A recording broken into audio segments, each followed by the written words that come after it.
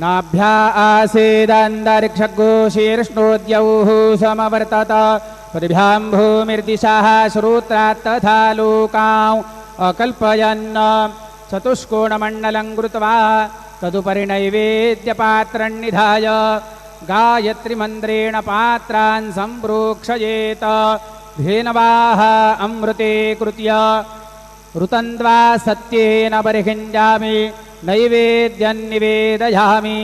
ॐ प्राणाय स्वाहा ॐ अपानाय स्वाहा ॐ व्यानाय स्वाहा ॐ उदानाय स्वाहा ॐ समानाय स्वाहा ॐ ब्रह्मणे नमः।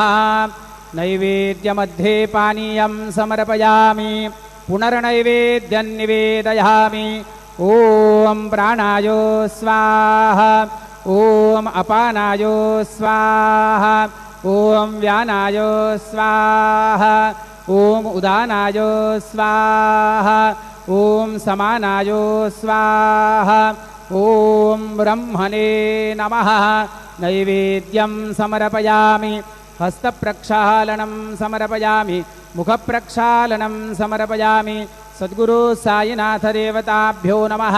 प्रार्थनापूर्वकं नमस्कारं करोमि।